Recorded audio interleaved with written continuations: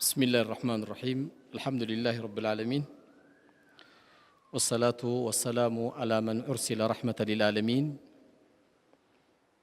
نبينا وأستاذنا وقدوتنا وعلى آله وأصحابه ومن تبعهم بإحسان إلى يوم الدين وبعد ودي تكبرات شعباتوچي وندموچي እናቶቼ በመጀመሪያ السلام عليكم ورحمة الله وبركاته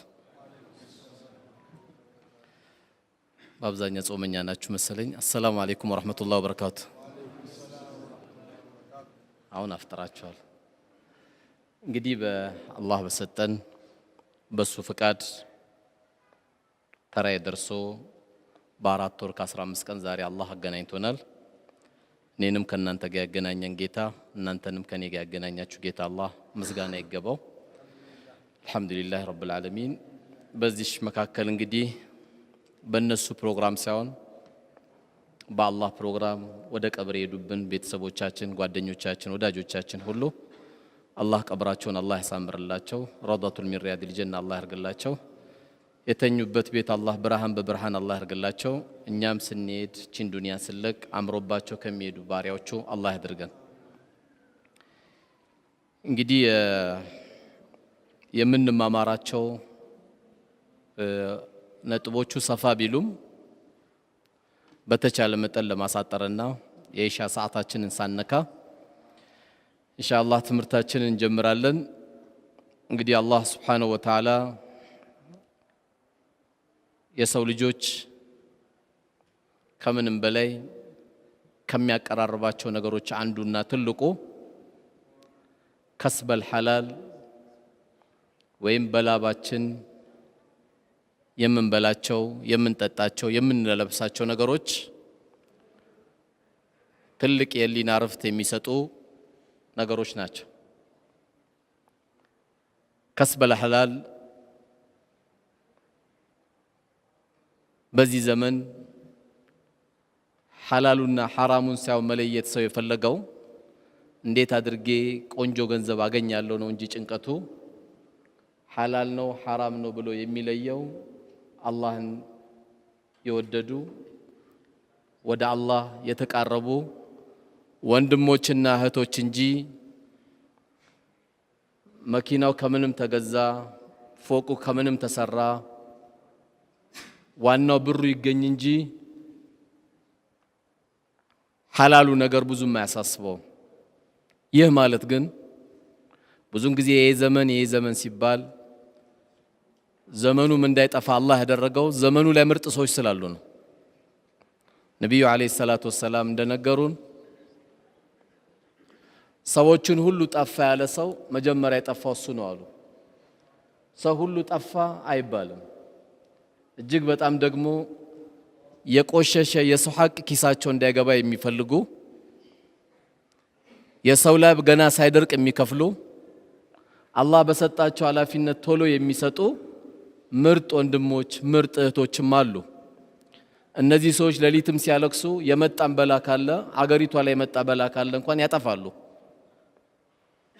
ይህ ማለት አንዳንድ ነገር እዚህ መድረኩ ላይ ወንድሞች የሚሆን ማንም ዑለሞቻችን ሲያስታውሱ አንዳንድ ነገር ሲናገሩ ሁሉም ነገር ጨለመ ማለት አይደለም በርግጥም አልቃሻዎች አሉ የሰው ገንዘብ መጠስ ታስቀምጥባቸው እንቅልፍ የሚያጡ ሰዎች አሉ አረባ ከገንዘቤን ወሰደ የሚሉ አሁንም አሉ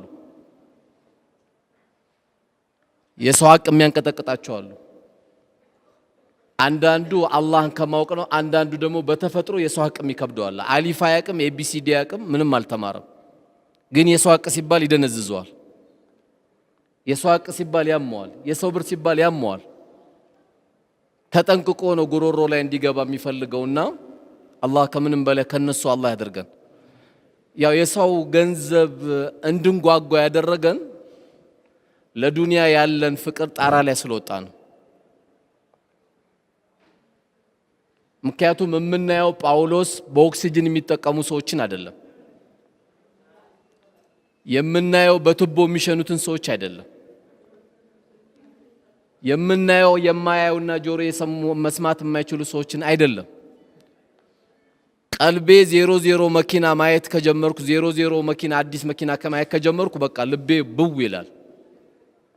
ትንንሾቹን ስላላየ ትልቅ ሊታዩ የሚገቡ ቦታዎችን ስላላየ ያም ባለማየታችን በቃ ከምንም ይምጣ ከምንም እቺን ዱንያማ እንደዚህ ማለፍ የለብኝም ብሎ ይጨነቃል። ይህ ሲባል ግን ጥንቃቄ የሚያስፈልገው ነብዩ አለይሂ ሰላቱ ወሰለም ዱንያ ትንሽ ናት ብለው ከስራ ግን አልቦዘኑም። እንዳትረሱ እቺ ዱንያ እኮ ትንሽ ናት ብሎ አንዳንዱ እስከ 5 ሰዓት ተኝቶ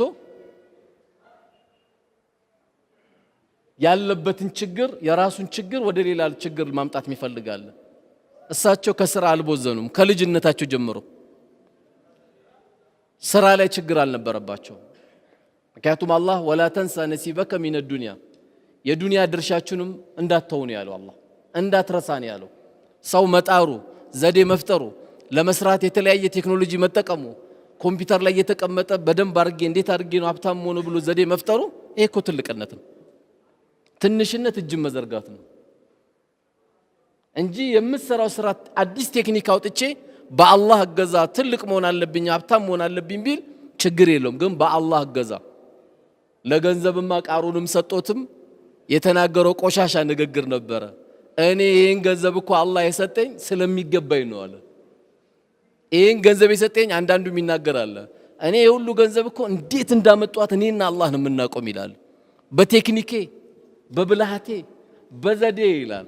አረባክተው ካንተ የበለጡ ይሄን ያሉ ሰዎች ነበሩ። ከነ ገንዘባቸው እስኪው መልቂያማ እንዲሰምጡ አላህ አድርጓቸው።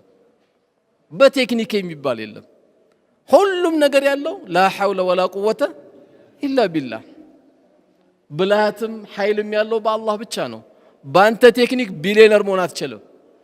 ባንተ ማስተር ደግሞ ባንተ ትልቅ መሆን ደግሞ ከወፍጭ ቤት ላትወጣ ትችላለህ። ጤፍ ተሸከም ሊልህ ይችላል። በአላህ ነው ያለው። ስለዚህ ሐላል ከስብ ላይ ልዩ ጉጉት ማድረግ ያስፈልጋል። ልክ ዑለሞች እንዳሉት ሐላልን ከስብ የሚበላን ሰው ከምንም በላይ በራሱ ላይ መረጋጋት አላህ ይሰጠዋል። ያኒ ጦማኒነት ሰኪነቱል ቀልብ አላህ ይሰጠዋል። ይረጋጋል። ሁሌ የተረጋጋ ሰው ነው። ከዛ በላይ ደግሞ ሐላልን የሚበላ ሰው ልቡ ለስላሳ ነው። በሰው ችግር ይጨነቃል። በሰው ሞት ያዝናል። በሰው ህመም የሆነ ጥረት ያደርጋል። በቃ ለሰዎች ይጨነቃል። ድርቅናም የለውም። ከምንም በላይ ደግሞ ሐላልን የሚከስብ ሰው ዱዓውን አላህ ይቀበለዋል። በኖርነው ቁጥር የተለያየ ሐጃዎች ይመጣሉ። በእነዛ ሐጃዎች ዱዓ ይፈልጋል። ያለ ዱዓ የሚፈታ ነገር የለም። ዱዓውን አላህ ሙስተጃብ ያደርግለታል። የዚህ አይነት የሚንቀሳቀሱ በላባቸው የሚበሉ ሰዎች ምን ጊዜ በዚህ ምድር ላይ ቀና ብሎ መሄድ ያለባቸው እነዚህ ሰዎች ናቸው። አንቺ በጥረትሽ የምትኖሪ በተቃራኒ ባልሽ በወር ደሞዝ እየተሯሯጠ የኮሚሽን ስራ እየሰራ ትንሽ ሱቅ እየከፈተ የቤት ኪራይ ለመክፈት እየታገለ ትምህርት ቤት ለመክፈል እየታገለ የኖረ ባልሽ ይሄንማ ቤት ሲገባ እግሩን እጠቢው። አንቺ ነሽ ትልቅ ባል ያለሽ። ከዚህ የበለጠም ዱንያ ላይ ትልቅ ሰው የለም። ሐላሉን እየከሰበ ዳቦ ይዞ የሚመጣ ባል፣ ሐላሉን እየከሰበ ዳቦ ይዞ የሚመጣ አባት፣ ሐላሉን እየከሰበ ቤተሰቦችን የሚመራ ወንድሜ አንተ ትልቅ ሰው ነህ። ትንሽ ሆንክ እንዳይመስልህ። ተሯሩጬ ተሯሯጥ አብሽር። ቀና ብለህ ትሄዳለህ። ጂ+2 ባታወርሳቸው እስልምናን ታወርሳቸዋለህ። ሐላል ታወርሳቸዋለህ። አባትህ እኮ ታጋይ ነበር ትባላለህ። ሐላልን ለመፈለግ አባትህ እንዴት ታጋይ ነበር ትባላለህ። የዛንም ሲቀማ እዚህም ሲያስለቅስ የነበረ ደግሞ ዝም በል የህዝብ ገንዘብ በልቶ አባትህ ትባላለህ። እናውቀዋለን እኮ አባትህ የሆነ ጊዜ ከሆነ ሰው ስትጣላ ትሸማቀቃለህ። አባትህን አላቆምና ነው ስንት ሰው አስለቅሶ ይሄን ገንዘብ እንዳመጣው ትባላለህ። አባትም ከአላህ ጋር ተጋጭቶ ነው ሄደው በሚያሳዝነው መልኩ አባትም የሰው ሐቅ ይዘው ነው ደሞ ሄደው። ስለዚህ ታግለን የምንኖር ሰዎች እየተፍጨረጨርክ የምትኖር ሰው አንተ ሁሌ እኮ ፊትህ ኑር ነው፣ ቀልብህ ኑር ነው፣ ሁሌ ደስተኛ ነህ። ያለበትን ጸጋ እንዳትረሳ። ያንተ ቤት ወጥ ነው የሚጣፍጠው፣ ያንተ ቤት ምግብ ነው የሚጣፍጠው። እኔ ግራ ገባኝ እንደው አልብቃቃለኝ እኮ እንደው ያው አንዳንዱ ሲጠየቅ እንዴት ነው የምንኖረው? እኔ እንዴት እንደምኖር ማላውቀው። አንዳንዱ በአስማት ነው ይላል፣ አንዳንዱ በረህመቱ ነው ይላል፣ አንዳንዱ ደግሞ እኔ አላውቀውም ወላሂ ይላል። በቃ ደሞዙ 14000 ብር ነው፣ የቤት ኪራይ 20000 ብር ነው የሚከፍለው። እንዴት ነው የኖረው ታዲያ? በረህመቱ ነው የኖረው። ብዙ አይነት ኑሮ ያላለ ወላሂ አንተ ትልቅ ሰው ነህ። የማንም እንባ ያልገባብን ህይወት የምትኖር ከሆነ ቀና ብለህ ትሄዳለህ። የሰው ቤት ለቅሶ ቤት ስትሄድ ቀና ብለህ ትሄዳለህ። ምንም የምትሸማቀቀው ነገር የለማ፣ ውስጥ ምንም ነገር የለም። ያስለቀስከው ሰው የለም። የሚያገላምጥ ደሞ መጣ የሌባ አትባልም። አንተ ጥረነዋ የምትኖረው የቻልካትን ያክል እየሞከርክ ነው ያለው። እዛ ስትሄድ እዚህ ጋር ዳቦ ቤት ስትከፍት እምቢ ሲልህ፣ ስጋ ቤት ስታደርገው እምቢ ሲልህ፣ ኪዮስክ ስታደርገው እንዴት ያምራል! ይሄ ህይወት ማለት እኮ ይሄ ነው። ገንዘቡም አይጣፍጥም እንጂ እንዲህ ካልሆነ አሜሪካን ግቢ የደከምከው ገንዘብና ከአሜሪካ የተላከልህ ገንዘብ እኮ አንድ አይደለም። ከአሜሪካማ ሲላክልህ ኡማውን ሁሉ ነው መጋበዝ የምትፈልገው። ምን ልጋብዝ ትለዋለህ? በቃ ጥብሲኑን ልቅቅል ይሁንልህ ትለዋለህ። አሜሪካን ግቢ ሄደ ጥረት አድርገህ የደከምካት ሳንቲም ግን ትቋጥራታለህ። ቆይ እስቲ ይሄ ለእንትን ይሆናል ትላለህ፣ ይሄ ለእንትን ይሆናል። ልክ ደሞዝ ሲመጣ መድበከው የለም ገና 25 ላይ አይደለም ምን መድበው ለቤት ኪራይ፣ ለትምህርት፣ ለወተት ምናምን ብለህ ስላልደከምክበትና የደከምክበት ገንዘብ አንድ አይደለም። ስለዚህ ሐላል ከስብ ላይ የሆኑ አካሎች ስለቆሸሹ እንዳትቆሸሽ፣ የሆኑ አካሎች ኪሳቸውን ስላሳበጡ አንተ አይመለከትህም። አንተ ግን ትልቁን አንቺም የዚህ አይነት ባል የሰጠሽ የዚህ አይነት ወንድም የሰጠሽ ሴት ታድለሻል። የጓደኛሽን ባሏ የገዛላት መኪና እንዳታይ፣ እሱና አላህ ነው የሚያውቁት። ያንቺ ከመኪና በላይ ባልሽ ትኩስ ዳቦ ይዞልሽ መጥቶልሻል። ያሐላል አብሽር ባለቤቴ በይው። የዱንያን ረሃብ እንችለዋለን፣ የአኺራን እሳት ግን አንችለውም በይው። አብሽሪው። ዛሬ ብንቸገር ነገ ኢንሻአላህ ደግሞ እናገኘዋለን። አብሽር ባለቤቴ በይው። የዚህ አይነት ባል አላህ ሰጦሽ ነው ደግሞ አረ ምን ቺስታ ነው የምትለው? ቺስታ ነው እያሉ የሚያባሩ አሉ እና አባረሽ ልትሄጂ ነው። ባሪያ የሚያደርግሽ ባል ነው እንደምታረጊው። ይሄ እኮ ትልቅ ባልሽ ነው። ለባለቤቴም ለልጆቼም ሐላል ይዤ እየመጣ ያለ ወንድምሽ የልጆችሽ አባት አብሽር በይው። ባንቺ አብሽር፣ በቤቱ ሰኪና፣ በቤቱ ፍቅር አላህ የሚገርም ያላሰብነው ነገር ይመጣል። ደግሞ ይመጣል። ለምን ደሞ አይመጣም? ዱንያ ትመጣለች እኮ ግን ሰብር ያስፈልጋል። ሰው መቼም አልሰብርም ካለ እኮ በትንሿ ነገር ይወርቃል። እንኳን ያለ በትንሽ አላያችሁም? አንዳንዴ መኪና ዘጋብኝ ተብሎ ሁለት ሾፌሮች ሲጣሉ 30 መጣብ ያላቸው ነው የሚመስሉት። እስቲ ውረድ፣ ልብ ካለ ውረድ፣ አንተ ሚል ውረድ ይባባላሉ። እነዚህ ሰዎች ስትጠጋ ተዋውቃላችሁ ብትላችሁ ኧረ ወላሂ አላውቀውም ነው የሚሉ። ዘጋብኝ ብሎ ለሰከንድ ሰብር አጥቶ ሰው ሲደባደብ ታይዋለህ። በዚህ ምክንያት እኮ ሰበር ዜና ተብሎ እኮ ቀርቧል እኮ። ለደቂቃ ስለዘጋበት ሽጉጥ አጥቶ ገለዋል። ለደቂቃ ሰብር አጥቶ ማለት ነው። እንደው የሚገርም የሰው ልጅ እኮ ባህሪያችን። ስለዚህ ሐላል ላይ ያለን ወንድሞች ቀናበል፣ ቀናበይ፣ ቤትሽ በሐላል የተሞላ እህቴ ቀናበይ። ተዳሪሽ ያማረው ያንቺ ነው። ልጆችሽ ቀና ብለው ነው የሚያድጉት።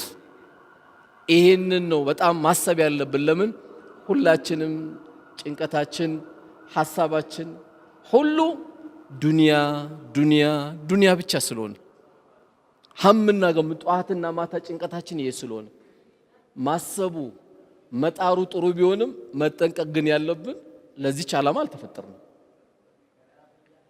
አንድ ሰው በምድር ላይ አለ የሚባል ዱንያ ቢኖረው ሰክሰስ ሆነ አይባልም። ይሄ ልጅ እኮ በዱንያ የተሳካለት ነው ተብሎ አይጣርም። አንድ ሰው ተሳካለት ያለው አላህ ነግሮናል። ፈመን ዙህዚያ አኒ ናሪ ወኡድኺለ አልጀነ ፈቀድ ፋዝ። ከእሳት አላህ የጠበቀው ሰው ጀነትን አላህ የወፈቀው ሰው ስኬታማ ማለት እሱ ሰው ነው አለ አላህ። ስኬታማ የሚባለው ይሄ ሰው ነው አለ እንጂ ዱንያ ትልቅ ስለያዘ ተሳካለት አይልም። ስለዚህ ወደ ሌላ ነጥባችን ከመግባቴ በፊት ሐላል ከስብ ላይ ያላችሁ ወንድሞቼ በርቱ። አላህ Subhanahu Wa Ta'ala ባላሰባችሁት መልኩ በረካውን አላህ ያወርድባችሁ። ትልቁ ነገር በረካ ነው። አላህ በረካውን ያወርድባችሁ። ጥረታችሁን ቀጥሉ፣ የቻላችሁትን ቀጥሉ። አላህ ያለው ጊዜ ይሳካል። ካልተሳካም ለዛኛው አገር አስቀምጦልህ ነው። ውስጥ ሳያዝን ቤትን እየጠበክ የቻልከውን ያክል እያደረክ ነው መሄድ ካንተ የሚጠበቅብህ። እንግዲህ ሌላው በዚሁ ነጥብ የምናነሳው ሁለተኛው ነጥባችን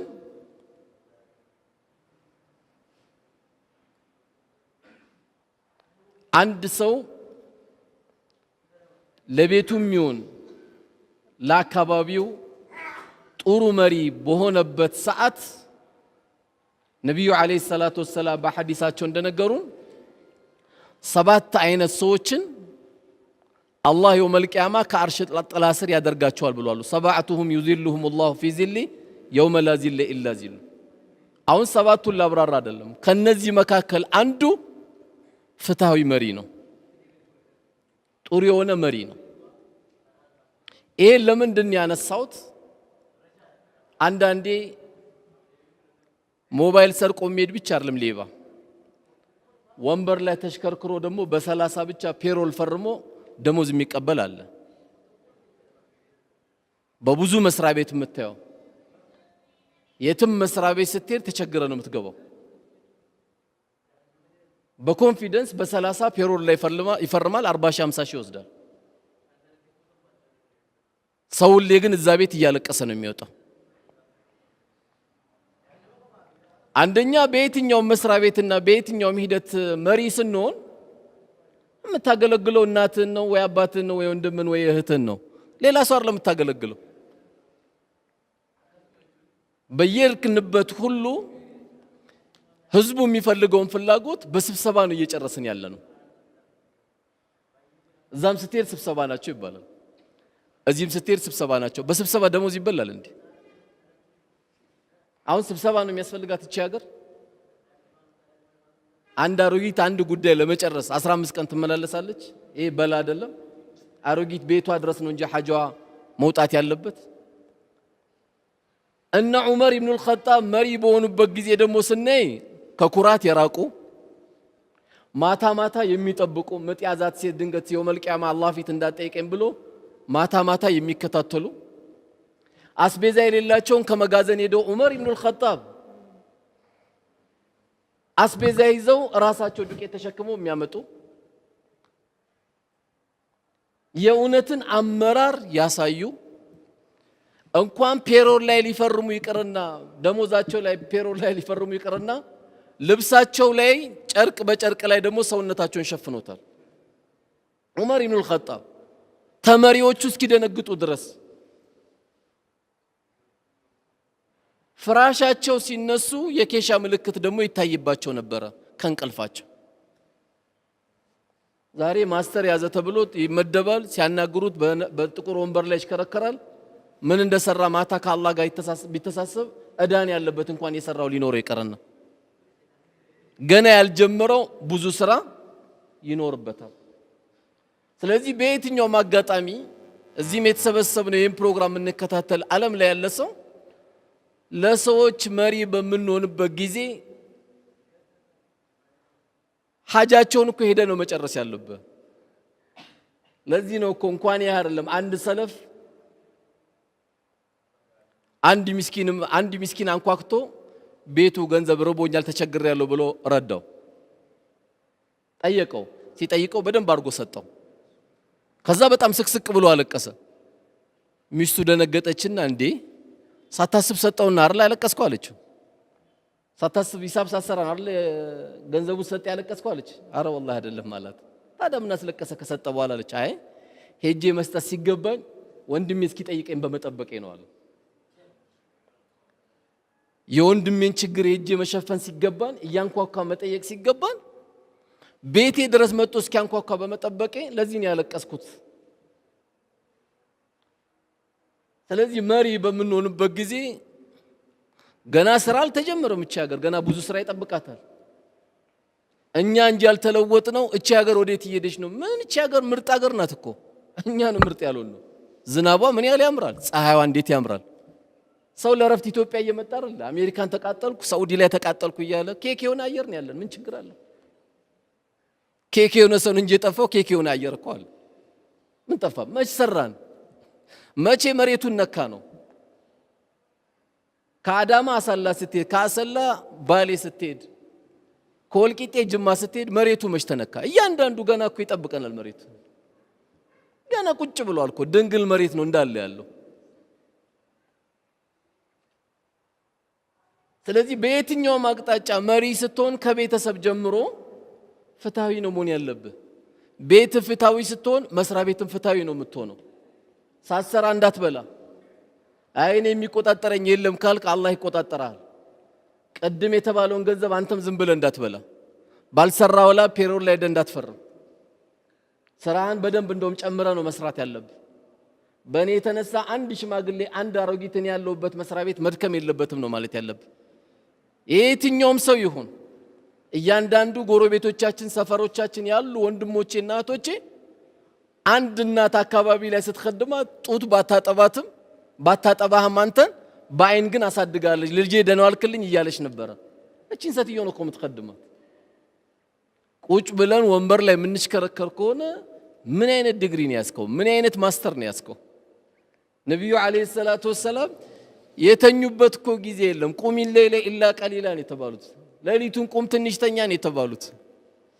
እነ ዑመር ኢብኑ አብዱል አዚዝ ዳህ እስኪጠፋ ድረስ ዓለምን መርተውታል። አንበሳና በግ አብረው እስኪኗኗሩ ድረስ መርተውታል። እኛም ትንሽ ቦታ ዛሬ ትንሽ የሚባል የለም። ከቀበሌ ጀምሮ ያለ ሰው ዝም ብለ ደሞዝ አትብላ፣ አይጣፍጥም ምግቡ። አንተ ያልጣፈጠ ድንገት ባለቤት ጋር የምትጣላው ጨው ለምን አልጨመርሽም ወጡ ላይ ትላለህ። መጀመሪያ ስራ ላይ ጨው ስለሌለው ነው። ስራ ላይ ጨው ስለሌለው ለዛ ነው ወጡ ያልጣፈጠ። የማይገባን ደሞዝ ወስደነዋ ሰው خدመ ሸኝተ ቢሆን ደግሞ ወጡ እንዴት ይጣፍጣል መሰለ። የሐላል ብር ሁሌም ጣፋጭ ነው። ለዚህ ነው ኢማሙ ሻፊ አንድ ቤት ገብተው ያልተለመደ ምግብ በደንብ አበላል በሉ። ሲበሉ የጋበዛቸው ሰውዬ በጣም ደነገጠና እንዴ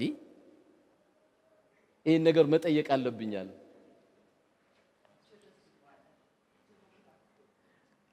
ለምንድነው የዚህ አይነት አበላል የበላው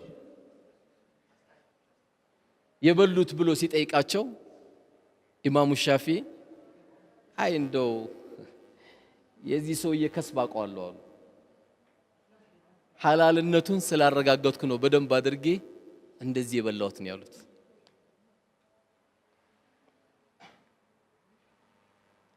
ስለዚህ ሐላል ከስብ ላይ ማናችንም መጠንቀቅ አለብን። በደሞዝም እንኑር በየትኛውም እንኑር ስራዬ ነው ከተባለ ያንን ስራ ጠብቀ የመስራት ግዴታ ይኖርብሃል። ከዚህ ውጪ ደግሞ ስራ ላይ ደግሞ መጠንቀቅ ያለብን ኢስላም አንድ ሰው ስታሰሩ ላቡ ሳይደርቅ ስጡት ነው የሚባለው። አንዳንዱ የቀን ሰራተኛ የሚያሰቃያል 250 ብር ለመክፈል 300 ብር ለመክፈል ሲሰባሰብበት 10 ሺህ ይመጣበታል። ሞባይል ያጠፋል። በቀን ሰራተኛ ሰኞ ሽሮ እየበላ ማክሰኞ ሽሮ እየበላ ሮብ ሽሮ እየበላ ያለ እንደውም ምሳውን አንተ ጋብዘው ነበር እኮ ይሄን ገንዘብ መስጠት ያለብህ። ላቡ ሳይደርቅ መስጠት ሲገባው በሞባይል ደግሞ የሚያሰቃያል ስልክ ባለማንሳት። ማንኛውም ሰራተኛ ሹክረን ተብሎ ቢቻል ቶሎ እንደጨረሰ ቶሎ መክፈል ያስፈልጋል። ይሄ ነው ከኛ የሚጠበቀው። ሌላው ማህበረሰባችን ላይ ካሉ ትልቁ ችግር ደግሞ ምንድነው? አንዳንዱ ስለ ስራ ስታነሳበት ባከኒ ስራ ብዙ እንዳልሰራ ያደረገኝ እንደው ሲር ተደርጎብኛል ይላል። ማን ያረጋብህ? ማን አይቶ ነው አንተ ሲር የሚያረጋብህ? ገና የ10 ሺህ ብር ሱቅ ከፍትና ምን ነው ሲባል ባክ እንደው ሲር ተደርጎብኝ ነው እኮ ሱቅ የከፈትኩት ይላል። ባጃጅ ገዝቷል ሲር ተሰርቶብኝ ነው ይላል። ማን ነገር ይሄንን? የሆኑ ቤቶች ሲገባ ደግሞ በሚያሳዝን መልኩ ቁርአን ሲቀራባት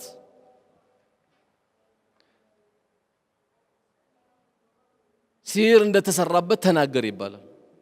ቁርአን ሲቀራ የተናገረው ሁሉ እውነት ነው እንዴ? ቁርአን ሲቀራ ጅኒ የተናገረው ሁሉ እውነት ነው የሚል አለ እንዴ? የለም እኮ አሲሕሩል ሐቅ ሲር ሐቅ ነው አለ።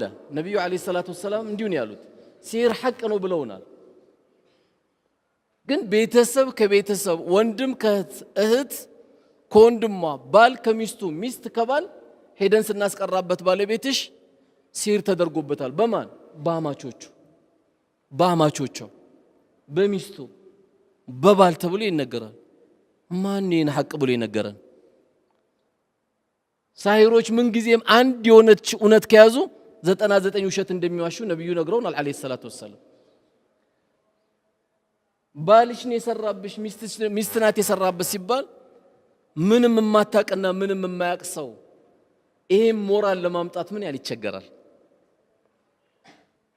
ቤተ ዘመድ ሁሉ ይበተናል። በቃ በምንስ ሞራል ነው አንድ ሚስት ባሏ ላይ የምታሰራው? እንደው አንድ ባል እንዴት አድርጎ ነው ሚስቱ ላይ የሚያሰራው? ምክንያቱም ሲህር የሚባለው ነገር እኮ ከባድ ነው። ነብዩ አለይሂ ሰላቱ ወሰለም አቡ ሁረይራ በዘገቡት ሐዲስ እጅተኒቡ ሰብዐል ሙቢቃት አው ሙህሊካት ብለዋል እኮ 7 አጥፊ የሆኑ ወንጀሎችን ተጠንቀቁ ብለዋል።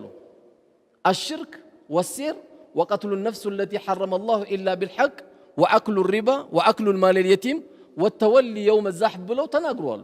በአላህ ላይ ማጋራት፣ ሲር፣ ወለድ መብላት፣ የየቲሞችን ገንዘብ መንካት፣ በጦርነት መሸሽ ብለው 7ቱንም ነግረውናል። ሁለተኛ ደረጃ ራሱ ያስቀመጡት ሲህር ነው። አሰራብኝ አሰራችብኝ መረጃ ከየት ነው? ወንድምህን እኮ ይሰብረዋል። ምንም ያላደረገ ወንድም አደረገ ሲባል ይሰብረዋል እኮ። ምንም ያላደረገች እህት ቢነገራት ይሰብራታል። አንድ ጠንቋይ የመንደር ጠንቋይ አጭበርባሪ ሄዶ ስለተጠየቀ የሰራባት ይሄ ነው ባለቤቷ ነው ሚስቱ ናት ብሎ ስለተናገረ በፍጹም ሐቅ ሊሆን አይችልም። በፍጹም ይሄ ማህበረሰባችን ላይ የገባ በሽታ ነው። ቤተሰቦቻችንን በጣም የሚረብሽ ዜና ነው። አንተ አድርገብኛል ብዬ ስነግርህ ምንም አስበው ማታቅ ሰውዬ ዱንያ ሁሉ ነው እኮ የሚጨልምብህ። ክብር አላህ የሰው ልጅ አላህ ከሰጠው ትልቁ ሸረፉ እኮ ክብሩ ነው። ባልተረጋገጠ ነገር ነብዩ አለይሂ ሰላቱ ወሰለም ምን ብለዋል? ኢያኩም ወዘና አደራችሁ ከጥርጣሬ አሉ። ፈኢነ ዘና ጥርጣሬ አሉ አክዘቡል ሐዲስ የውሸት ወሬ ነው። ያው እስካሁን እንግዲህ ሁላችንም እንደምናውቀው እኔ ጠንቋይ ነኝ የሚል ሰው የለም። ጠንቋይ ቤትም የሚሄድ ሰው ደግሞ ጠንቋይ ቤት እየሄድኩ ነው ብሎ አይደለም የሚለው። ምንድነው የሚለው? ሸኽ ቤት እየሄድኩ ነው ይላል። አየሁ ማሊያውን ሲቀይር ወልይ ጋር ሂጄ ነው ይላል። ያንተ ወልይ እናትህ ናት። ምንም ወልይ ያስፈልገን? እናትህ ካለች አባትህ ካለ አሮጊት ካለ ሽማግሌ ካለ አንተ ሌላ ረዳት ያስፈልገን? ለዱርዬ ትሰጣለህ እንደ ብርህን? ጋርዶ የተቀመጠ ግብር የሌለበት ባት የሌለበት ጠንቋይ ጋር ትሄዳለህ እንዴ? ግራ የገባው ወንድም አለ፣ እሱ ዱዓ ካረገልህ ሙስተጃብ ነው። ግራ የገባት እናት አለች፣ ሄደህ ግንባሯን ሳሚያን እሷ ጋር አስደስታት፣ አላህ ፈታ ያረግልሃል።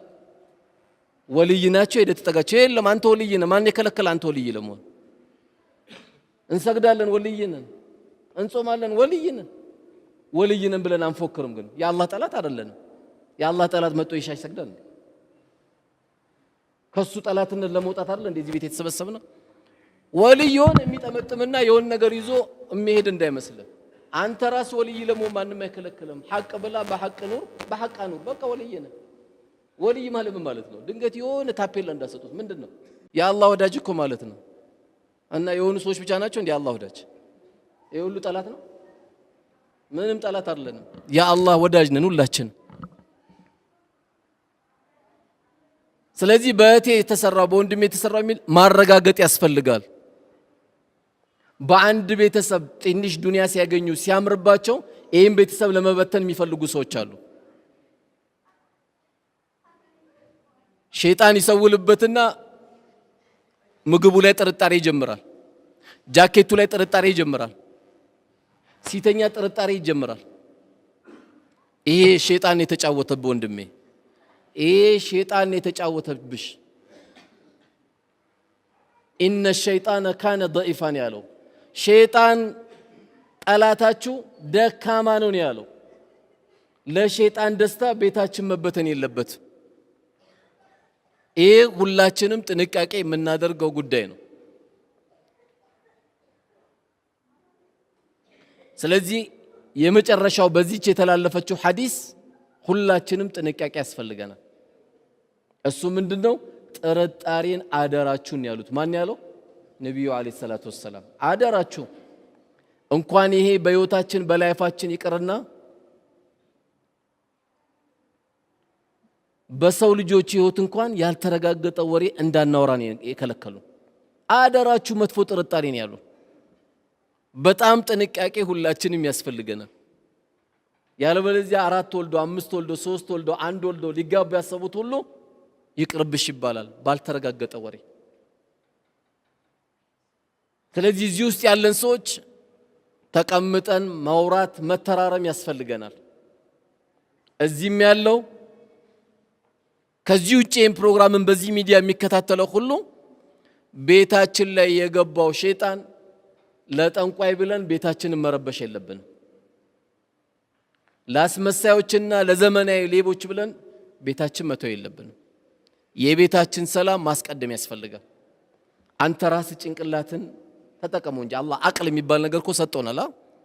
ባለቤቴ እንዴት ታረጋለች? ባለቤቴ እንዴት ያደርግብኛል? ወንድሞቼ እንዴት ያደርጉብኛል?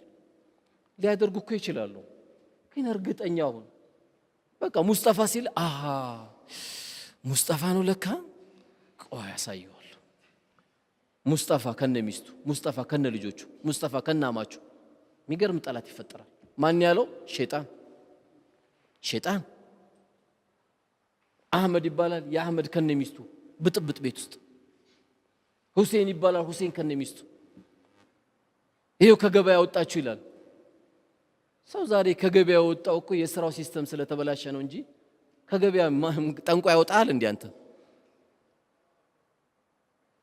ከገበያ ላለመውጣት ከፈለግ ሱቢ ሰግደ ውጣ። ጧት ወጥቶ ወደ ገበያ ለሚወጣ ሰው ነብዩ ዱዓ አድርገውለታል። ጧት ተነስቶ ወደ ስራ የገባ ሰው ስራውን ባርክለት፣ ገበያውን ባርክለት ብሎ ዱዓ አድርገውለታል። እስከ 5 ይተኛል፣ ሱቅ 5 ተኩል ይደርሳል። ኧረ እባክህ አንተ ልጅ ይላሉ አባቱ። ኧረ ተው እባክህ አንተ ልጅ ስራህን ቶሎ ጀምር ሲባል አይ ባባ እኔ ትንሽ እየተጠራጠርኩ ነው፣ ሲር ሳይደረግብኝ አይቀርም ይላል።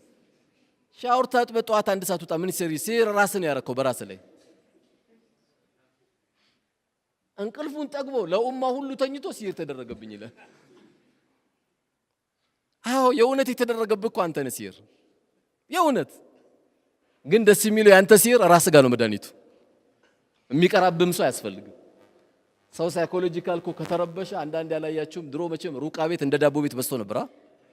ቁርአን የሚቀራበት ቦታ 3 ሰዎች ይዘው ይሄዳሉ የታመመውን ለ4 ሆነው። ከዛ ልክ አውዙ ቢላሂ ሚነ ሸይጣን ረጂም ሲባል 3ቱ ነው የሚጮሁት፣ ሌሎቹ ሊያሳክሙ ሄዱት ይጮዋሉ። አየህ የውስጥ ህመም ነው እኮ ምንም የለም። ልጅቷን ሊያሳክሙት ልጁን ሊያሳክሙ ወስደው የሚጮሁት ግን እነሱ ናቸው። አላህ ያሳየ። ስለዚህ አላህ መድኃኒት ሰጥቷል። ሲር የምትፈራ ከሆነ ምንም የምትፈራው ነገር የለም። ሐስቡነላህ ወኒዕመል ወኪል። ሲደመር ደግሞ ምን ስላለ ነው አንተ ሲር የሚሰራብህ እንዴ? 50 ሺህ ብር ይዘህ ነው እንዴ ሲር የሚሰራብህ? ገና ቁጠባ ጀምረህ ሲር ይሰራብሃል እንዴ? ተስቢህ አድርግ፣ ተህሊል አድርግ፣ ቁርአን ቅራ፣ አለቀ። ወኑነዚሉ ሚነል ቁርአኒ ማ ሁወ ሺፋኡን ወረሕመቱን ሊልሙእሚኒን። የሚዋጥ መድኃኒት አለ። አንተ ምን ያስፈልጋል? ይሄን አስቀርተ ሌላ ችግር ካለ ቀይ ወጥ ያማራቸው አሮጊቶችን ሰብስበ ቀይ ወጥ ልቀቅባቸው። ይሄ ደግሞ የታክሲ በላቸው። የሚገርም መድኃኒት። ጥቁር አንበሳ ማተኛም፣ የግል ማተኛም፣ ውጭ ማትሄድም አንተ የእውነት መድኃኒቱን ተጠቅማል አለቅ ከዚህ ውጪ ሲህር እያልን ያማረው ቤታችን ያማረት ትዳራችን ያማሩ ልጆቻችን ያማረው ኑሯችን እንዳይጨልምብን መጠንቀቅ ያስፈልጋል የነዚህ ነገሮች ደግሞ ዋናው ትልቁ የነዚህ ነገሮች ደግሞ ችግሮች በተለይ እንግዲህ ያው መናገር ስላለብን ነው ያው እኔ የምናገረው ስለምወዳችሁ ነው ጫት ነው ኮስተራላችሁ ብዙ ቤታችንን እኔ እዚህ ወላሂ ስመጣ አንድ ወንድሜ ላስደስትና ላስቀይም አልመጣው የማንም ውዴታ ፈልጌ መድረክ ላይ ተቀምጬ አላቅም ወደፊትም አልቀመጥም ግን ወንድሞቼ እንዲድኑ ፈልጋለሁ ትዳራችን ተናግቷል በማን በጫት ቁምሳጥናችን ባዶ እየሆነ ነው ለምን እየሸጥ ነው ለምን ለጫት ሰፈር ሱቅ ሁሉ ተበድረን የሰፈር ሱቅ ባዶ አድርገናል ማን እኛ ለምን ለጫት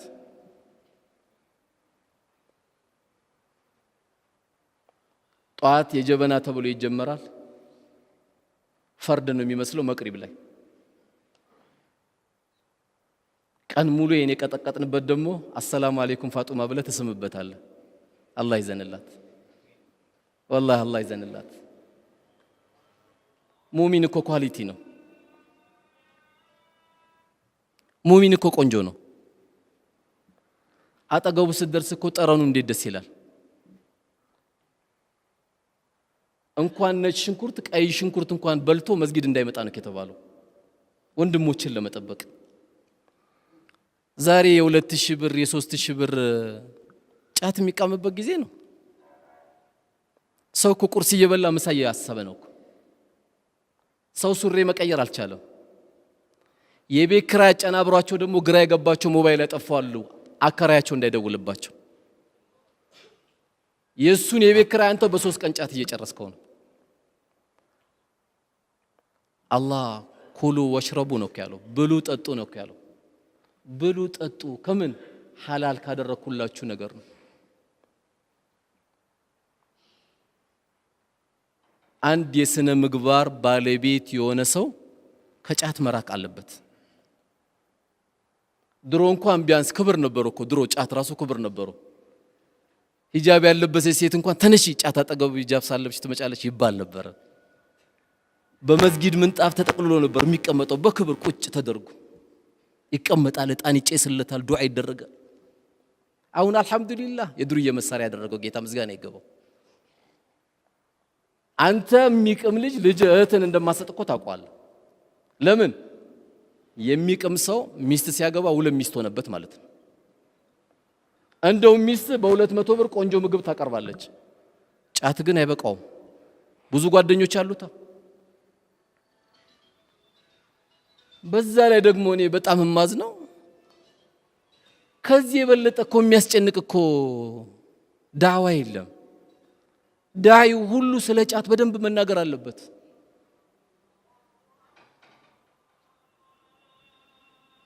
ሙስሊሙ መጥቶ የሚጮህ እና حرام ነው ይላል እና حرام ልትለኝ ነው ምናምን ይላል የኔ ወንድም ሙዝ ብላ ኬክ ብላ ማለት ያስቆጣል እንዴ ጥብስ ብላ ማለት ያስቆጣል እኔ ጫታት ቃምሰለ እኮ መጠ ነው ግንባሬ መሳም ያለበት አይደል እንዴ ስለሚጎዳህ ነው ለዚህ ነው አንድ የገባቸው ዑለማ ነበሩና ስለ ጫት አስተማሩና መጥፎነቱን አስተማሩና ከዛ ሁለት ሰዎች መጡ ኡስታዝ በቃኛ ሁለታችን ምን ፈልገው حرام ነው ወይስ ሐላል ነው ብሎ መጥቶ ጠየቋቸው አይ ይሄን መልስ ትራፊኮችን ጠይቋቸው አሏቸው የገባቸው ጎበዝ ኡስታዝ ነበሩ ገብቷል ትራፊኮችን ጠይቋቸው አሏቸው እስቲ ልብ ያለ መኪና ያስከሰው ጫት እየቃምክ እስቲ ትራፊክ እያየ ድንገት ልትሸውደው ትችላለህ እሱ በምን ደም ትሸውደው ጎመን ነው ወላሂ ልትል ትችላለህ ጎመን ነው ወላሂ የበላሁት ይኸው ከፈለክ አፌን ይትለዋል ችግሩ ግን በሽታ ይታወቅባል ከዚህ ቆሻሻ ነገር መውጣት ነው ያለብን እኔ ጎበዝ ጫት ቃሚ ማለት ማን መሰላችሁ እየቃመ ዱዓ አርግልኝ የሚል ሰው ወላሂ ያቆማል የሚከራከር ሰው ግን አያቆም። እስልምና እኮ ቆሻሻ ነገር ሁሉ እኮ አያወራም እኮ። ለምሳሌ ቁርአን ውስጥ ጠላ አጠጡ ይላል፣ ቢራ አጠጡ ይላል እንዴ? አቅላችሁን የሚለውጥ ማንነታችሁን የሚለውጥ ሰው እንግዲህ ጧት 4 ሰዓት ቂማ የጀመረ ሰው 6 ሰዓት ፒያሳ ሁሉ የሱ አይደል የሚመስለው? ህንጻ ሁሉ የሱ ነው የሚመስለው እኮ። እንደውም ቋጣሪ የሆነ ሰውዬ 6 ሰዓት ላይ ነው ብር መጠየቅ መቻለው። ወዲያ ይሰጣል። አብሽር ይኸው ቼክ ጽፍልሃለሁ። ሞኝ የሚሆን ምስኪን የሚሆን የቃመ ጊዜ ነው። ሂሳብ አይሰራም የዛን ጊዜ። ሙእሚን ከዚህ መራቅ አለበት። ዛሬ ዳቦ መጥገብ አልቻልንም። ዘይት ለመግዛት ኑሮ እስታክ ያረገበት ሰው ብዙ ሰው ነው ያለው። ኳሊቲነታችንን መጠበቅ ነው ያለብን። አይኔ በመቃሜ የማፈርሳትን ጥርሶች አላህ ፊት ተሳሰባለሁ ካል ተሳሰብ።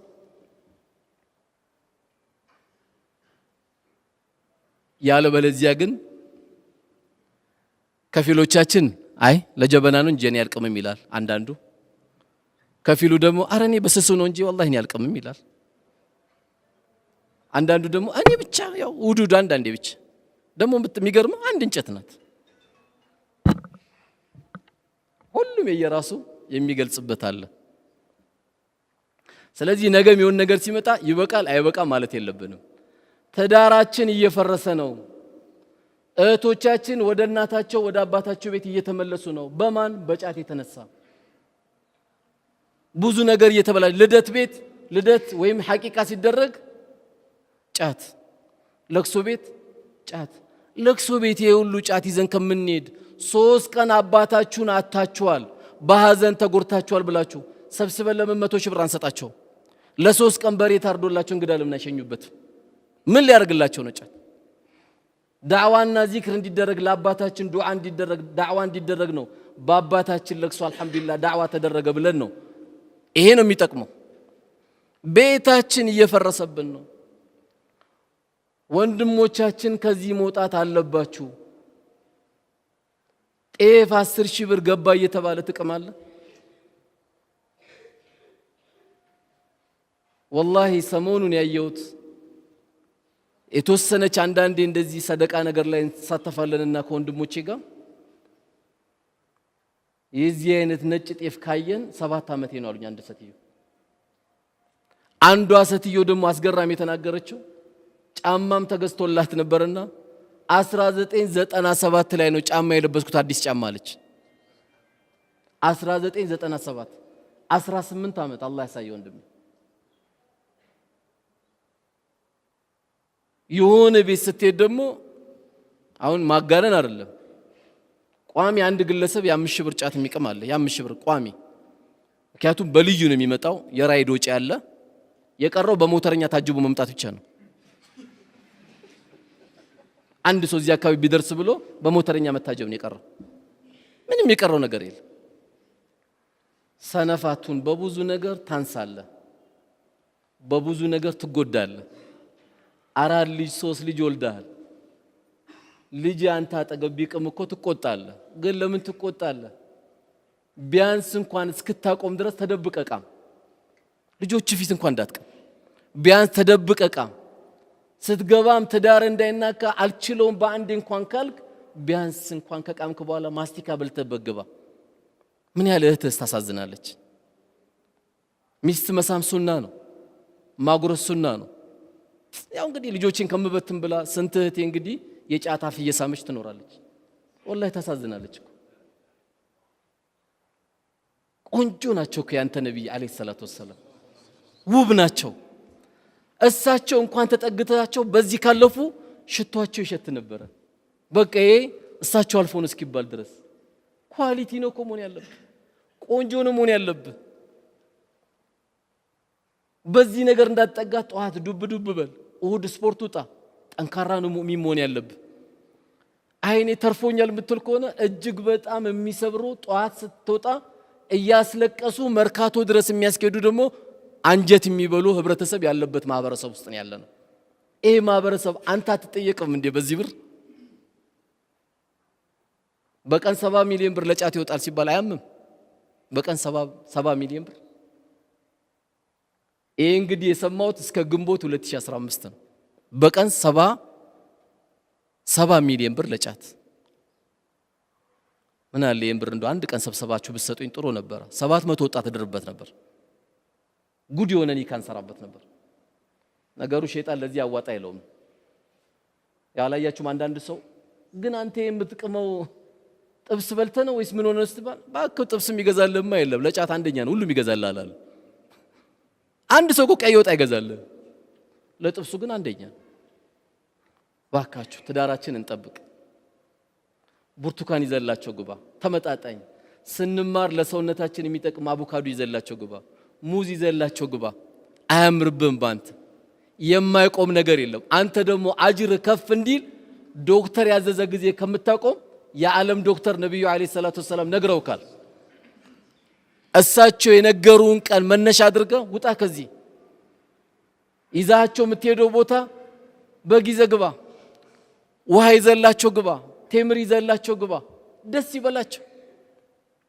ያለበለዚያ ስላልጨውና ፍርድ ቤት ስላልቀረቡ እንዳይመስልህ ለልጃቸው ብለው ከሚባለው በላይ መስዋዕትነት እየከፈሉ ያሉ እህቶቻችን አሉ።